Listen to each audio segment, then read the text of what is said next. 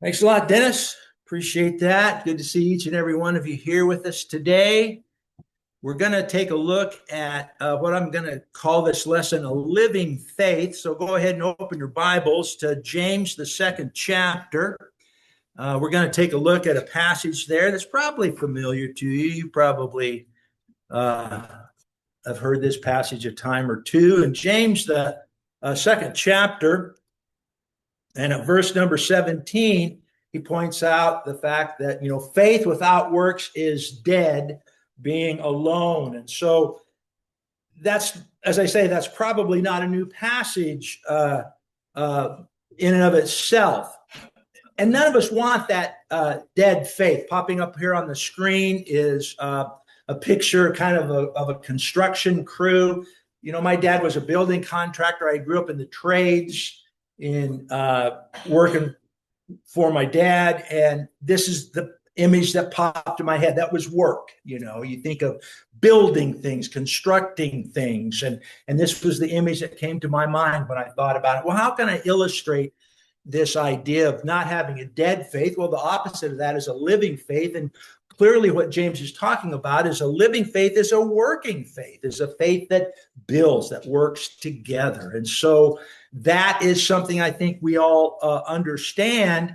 But the question is, how do we do that? If you're anything like me, it's not so much a knowing problem. I mean, how many of you think it's okay to tell a lie?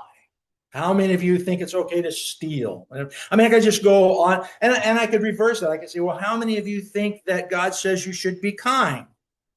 How many of you think that God says you should be free? See, the problem isn't knowing, is it? We pretty much know what it is that God wants us to do, and we pretty much know what it is that he says, don't do that stuff. So for me, it's not a knowing problem, but it's a doing problem, right? It's doing those things that I kind of know God is saying, well, this is what you ought to do. That's what I struggle with. And that's what this lesson I really want to talk about, because I think that's what James really wants to talk about. I think James wants to talk to the reader of his letter and say, here's how you get to the doing part. That doing part is important. It's not an issue. Sometimes people read James and they think that he's saying that you can earn or merit your way into heaven, that you can do all these good deeds, and that creates all these brownie points, and you get enough brownie points and you're going to go to heaven when you die. Well, that's not at all what James is saying. James is talking about going from just knowing the things that we ought to do and actually beginning to do them, beginning to reflect the nature and character of God, the nature and character of Jesus, the nature and character of the Holy Spirit, that we begin to reflect that in our own life choices, in our behaviors, in the way we think, and the priorities that we set, so forth and so on. How do we do that? Well, that's what James really wants to talk about. And it is exciting to think about how the things that he talks about are really helpful. They're really going to be helpful. And here's the thing, I'm really going to date myself because, it's that old commercial with Life cereal. Remember Mikey, the little boy, and the two brothers don't want to eat the cereal because it's healthy. It's good cereal. It's supposed to be good for you. And they know, well, if it's good for you, it's not going to taste good. And so they give it to Mikey. Give it to Mikey, right? And what did they find out? Mikey likes it. And that's what you're going to find out about the gospel. Try it, you'll like it. And that's what James is saying. Let me show you how you can try it and how it will bring great blessing to your life. And so that's really what he's talking about. In looking at the larger context, let's go back a little bit in James 2. Instead of just reading verse 17, faith, by itself, if it does not have works, is dead.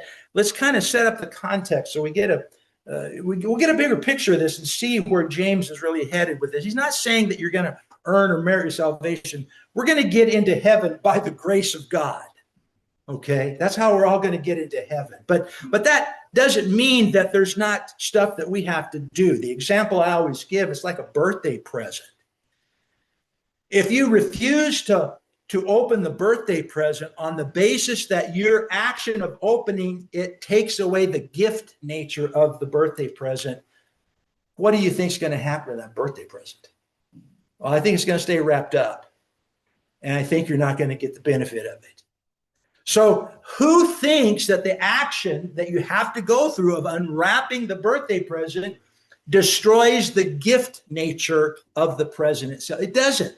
Well, this is what James is saying. He's saying there's things you need to unwrap the present. I want to encourage you. God is going to give us, he's given us many blessings, but it always involves our cooperation with him. That's what James talked about. Cooperate with God. That's what he says. Faith without works is dead. So let's look at the little larger context. I think that becomes very clear. We'll go back to verse number 14.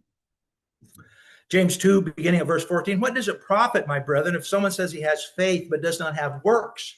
Can that faith save him? If a brother or sister is naked and destitute of daily food, and one of you says to him, depart in peace, be warmed and filled, but you do not give him the things which are needed for the body, what does it profit? Well, see, that's his argument.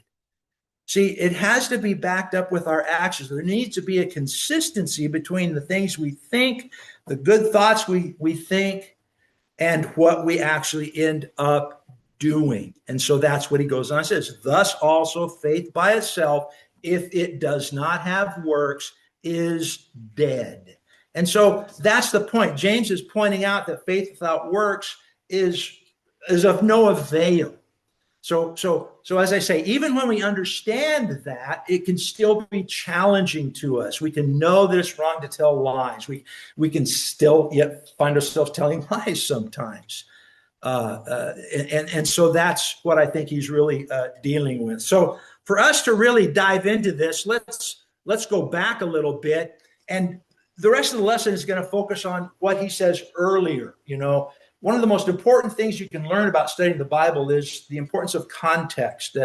And so we're going to go back and see how he sets this all up. We're going to go back to chapter number 1, and the primary text we're going to use as the basis for our study this morning is James 1:19 through 25. And so let's go ahead and look at that, take a look at that. In James 1, beginning at verse 19, so then, my beloved brethren, let every man be swift to hear, slow to speak, and slow to wrath. For the wrath of man does not produce the righteousness of God. Therefore, lay aside all filthiness and overflow of wickedness, and receive with meekness the implanted word, which is able to save your souls, but be doers of the word. Now, that's the operative phrase that we're really going to focus on. See, he's anticipating what he's going to talk about in the next chapter. Faith without works is what? Dead. So what's he doing here? Well, he's trying to lay this foundation that we have to see ourselves as doers. James 1:22, but be doers of the word and not hearers only, deceiving yourselves. For if anyone is a hearer of the word and not a doer, he is like a man observing his natural face in a mirror, for he observes himself, goes away, and immediately forgets what kind of man he was. Well, that sounds nonsensical, right? I mean, there's been a time or two when I've looked in the mirror and it kind of scared me what was reflected back at me, but I knew who it was. That's me, all right? Have you? So that's what he's talking about. Well, this is he's saying as implausible as that sounds physically. He says that's kind of what we are doing spiritually. Is if we're not connecting up this idea of becoming doers, we're kind of like people who look at the word, but what gets reflected back is nothing. There's no image there. There's no follow-up. There's no doing, okay? For he observes himself, goes away, and immediately forgets what kind of man he was. But he who looks into the perfect law of liberty and continues in it, and who is not a forgetful hearer, but also a doer of the work, this one will be blessed in what he does. And so this brings blessing to us, goodness, fruitfulness, flourishing. I mean, we live in a crazy, mixed up world.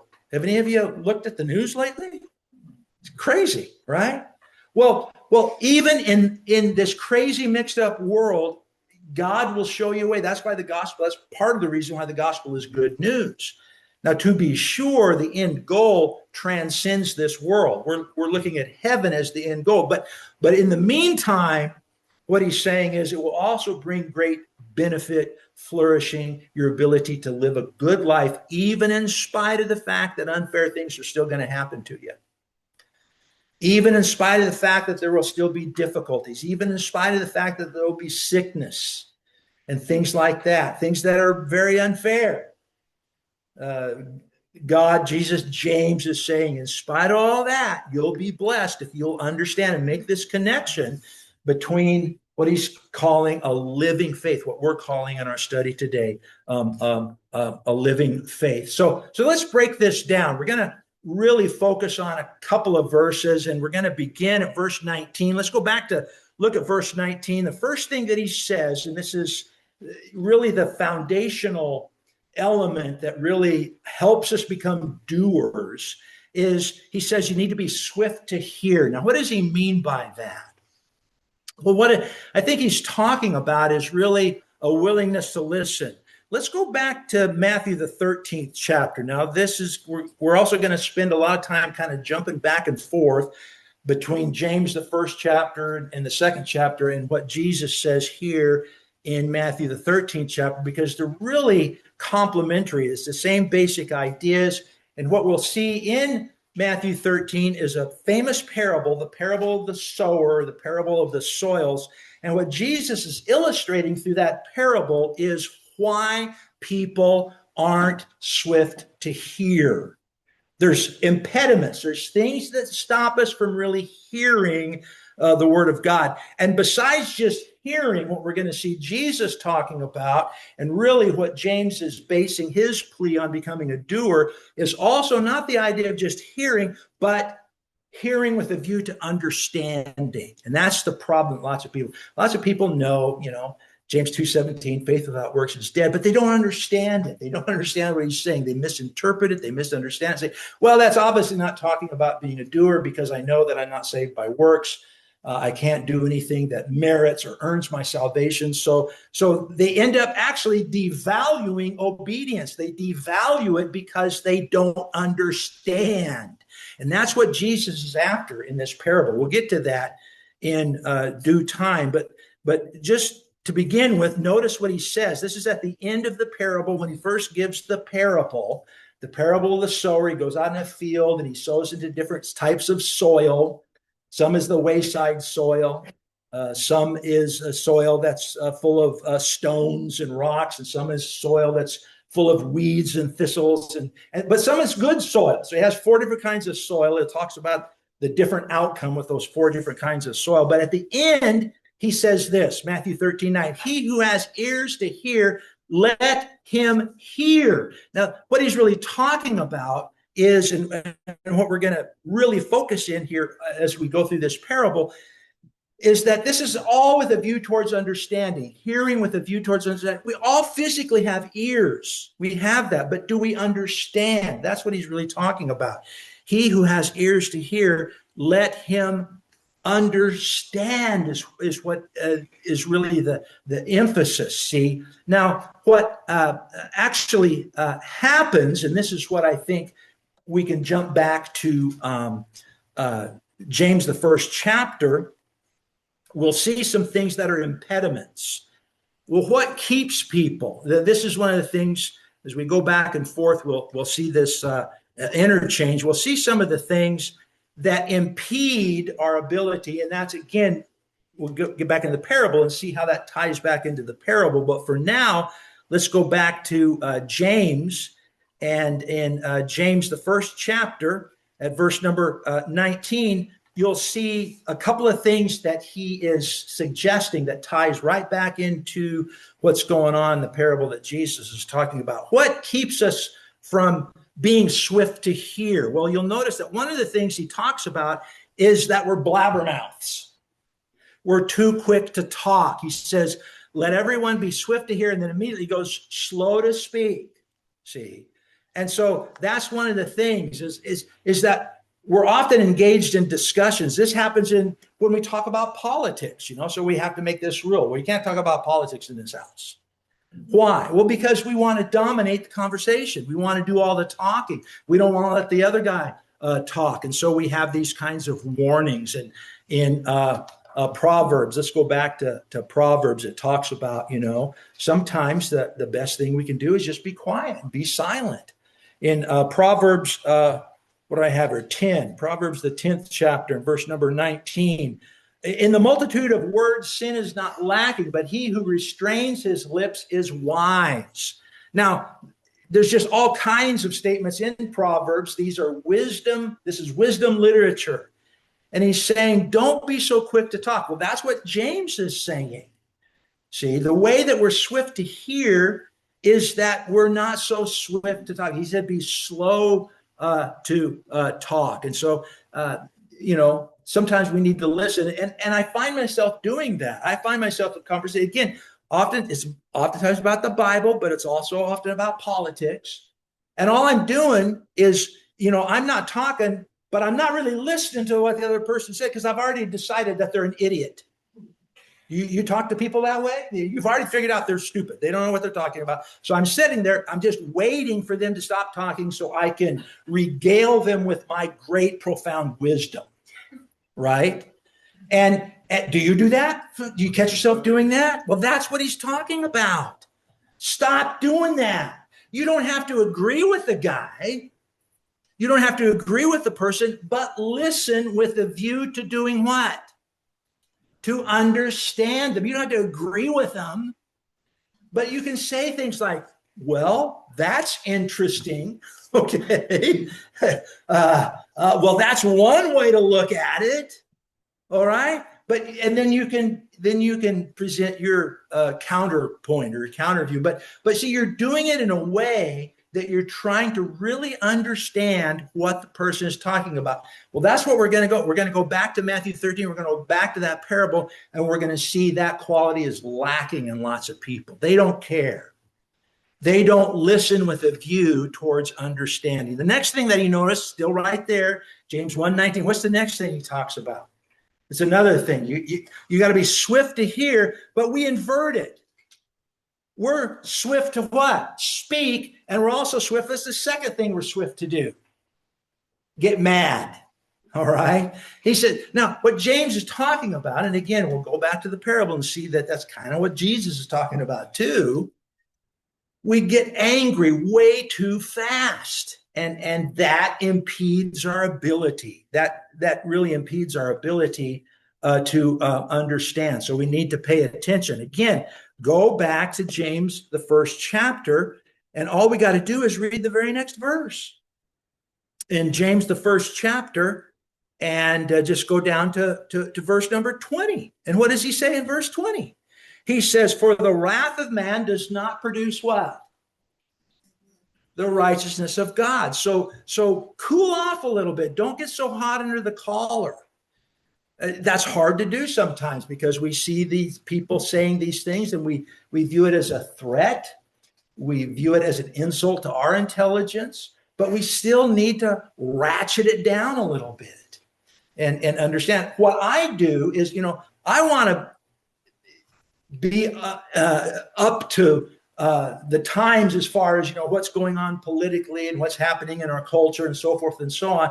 But I limit myself. I don't just have CNN on 24 hours a day. I think that's problematic. Is that when I was a kid, you had the news, you had maybe some in the morning, but basically the news was just a half-hour show in the evening. That was it. And then you had the newspaper. You read the newspaper. You did that in the morning. You watched the evening news. But now what do we got? It's just around the clock. And it's not just CNN. It's all of the stations, MSNBC, Fox News, all of this stuff. We got it on the radio. We got talk radio now.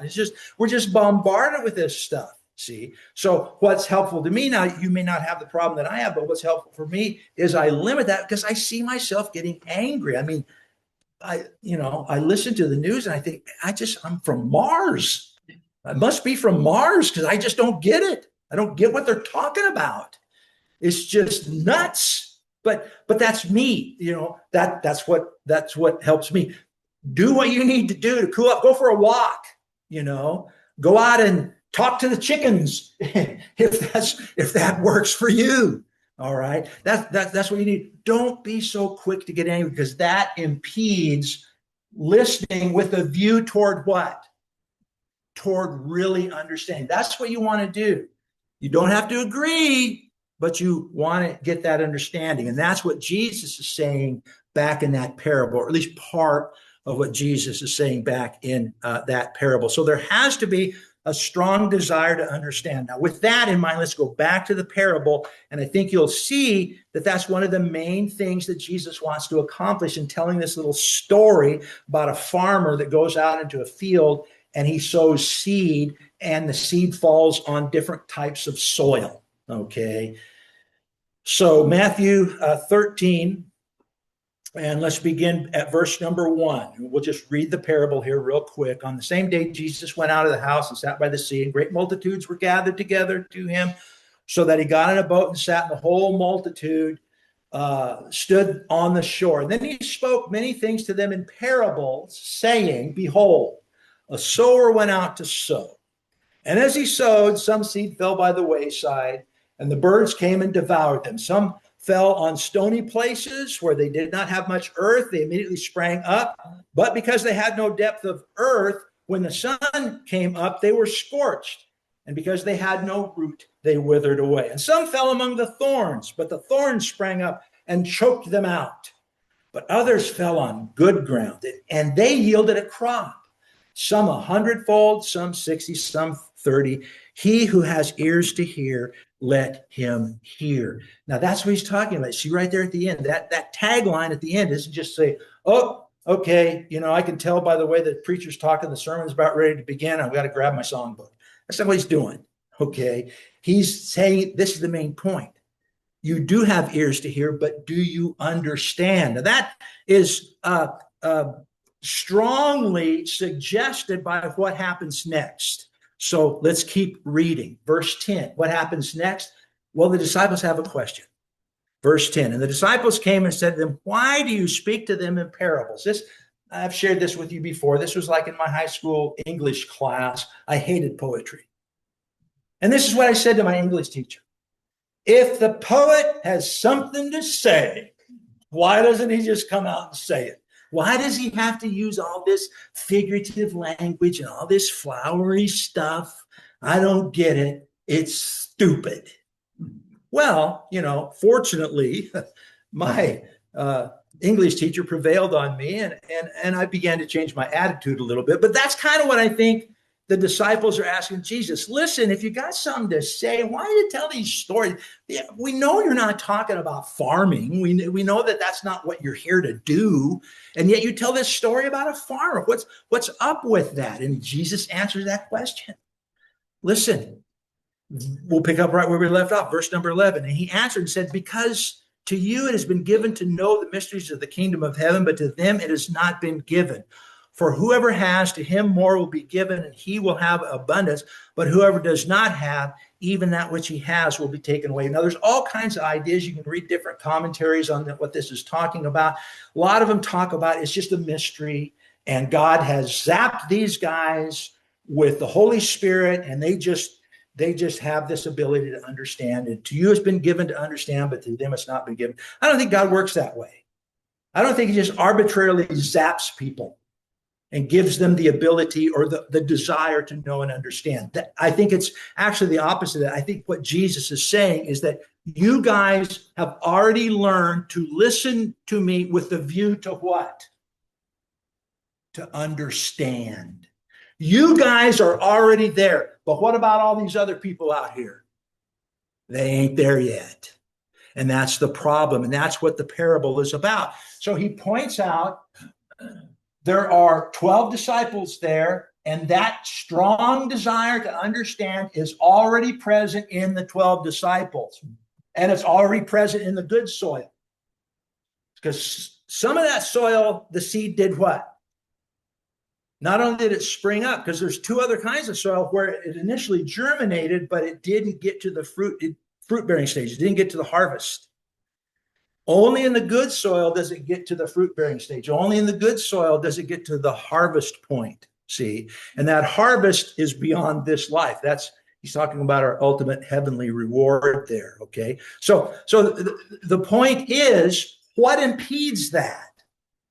What stops it? You have the wayside soil, which is like, that's the hard pathway. That would be like going out and trying to sow seed on the sidewalk out here, or throwing it out in the middle of the street. How much of that's going to germinate? None. It can't. See, and he said that's the way a lot of people are. Okay, so he goes on through the parable and he talks about, now there's other kinds of people. They're not like you. They haven't got to that point yet where they listen with a view towards understanding. See, and that's first of all represented by the wayside soil. It's a hard-hearted people who just don't care. It's kind of like, I feel sorry for Mindy. When we first got married, I was really into stereos. That was the biggest, most important thing in the world, besides my wife. And was stereo, and I drug her to every stereo store, and she was so patient with me. And I can remember, discovering, I told Mindy, this guy named Bob Carver, he makes these amps, and they're the most beautiful amps. And I would have to over-explain. It's called mansplaining, right? We have this gene that we have to explain all this stuff. And I said, Mindy, he built this stereo amp that sounds exactly like a $6,000 Mark Levinson stereo amp, and he only charges $400. And it's unbelievable. You know how he built it? Well, what he did is he took the Mark Levinson amp, he hooked it up to his set of speakers, he took his amp, he hooked it up to the set of speakers. But what did he do? Well, he took his amp and he put it 180 degrees out of phase with the Mark Levinson amp so that he could make his amp actually play the exact same type of sound that the Mark Levinson amp was playing. But the way he did that was by putting it out of phase so that if any sound came out of the speaker, he knew that his amp was not producing the same kind of sound. He tweaked the processing at that frequency level, and he went through the whole audible system of the human, and in fact, above what we can hear and below what we can hear. And he tweaked that amp so it sounds exactly like a Mark Levinson amp. And it's just, he says $6,000, he charges $400 for it. And here's what Mindy's doing through that whole conversation. Like this, see? Okay. So that's the wayside soil. And you've talked to people like that. You tell them the gospel and you're all jazzed and excited about it. And what's the response? Right. See, that's what he's talking about. There's people out there that have no interest in it. I don't see how this is going to help me gain any of the goals. I don't see how it's fun. I go out and have fun on the weekend. How is going to church fun? I don't see how this is my goal is to be a millionaire. I don't see how what Jesus is talking about, how is that going to help me become a millionaire? See, it's just irrelevant.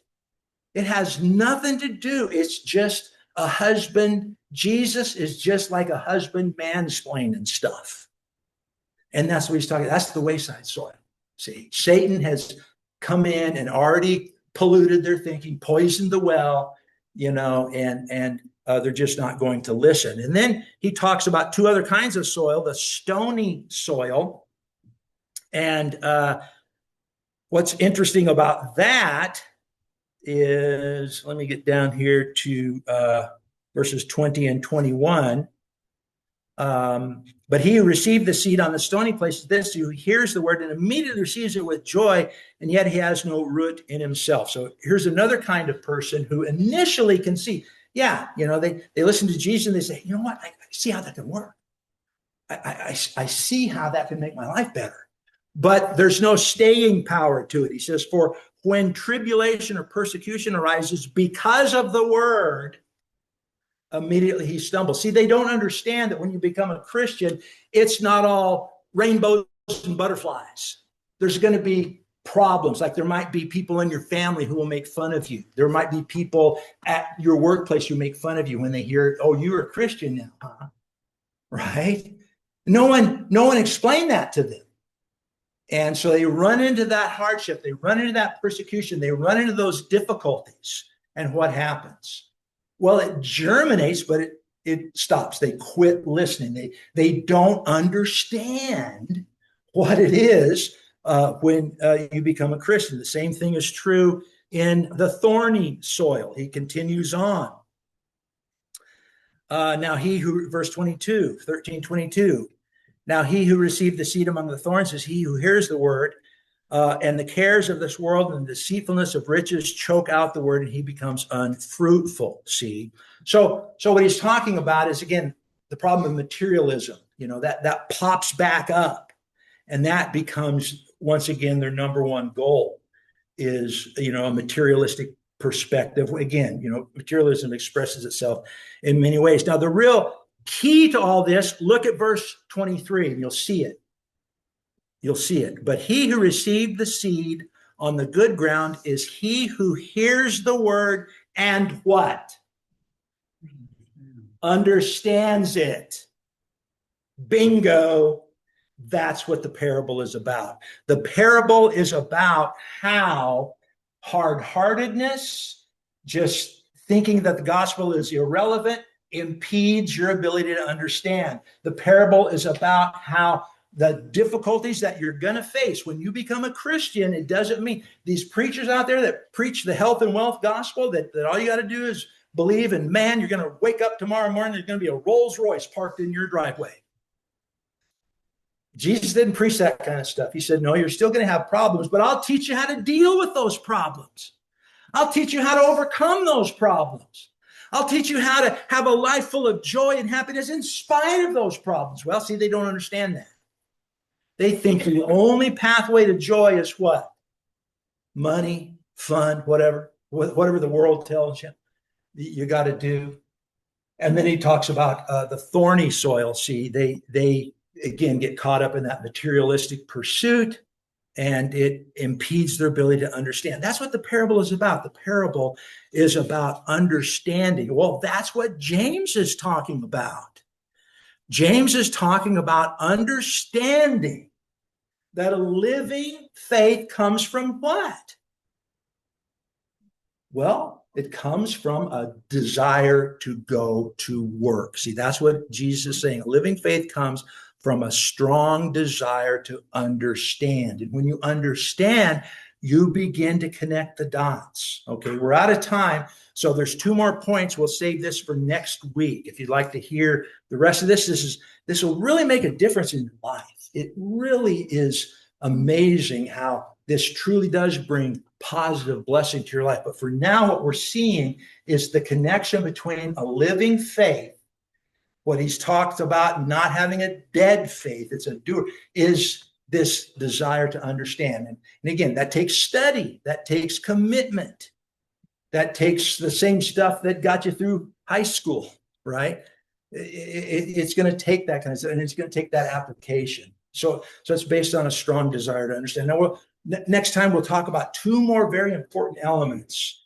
And again, these elements will bring great blessing to your life if we follow through on them. So if there's any in the audience here who is at that point in your life where you say, you know what, this is making sense to me. I can see how this will work. You need to follow through. You need to become a doer. You can hear, believe, repent, confess, and be baptized. You can do that. And that's the key. God's asking for your cooperation.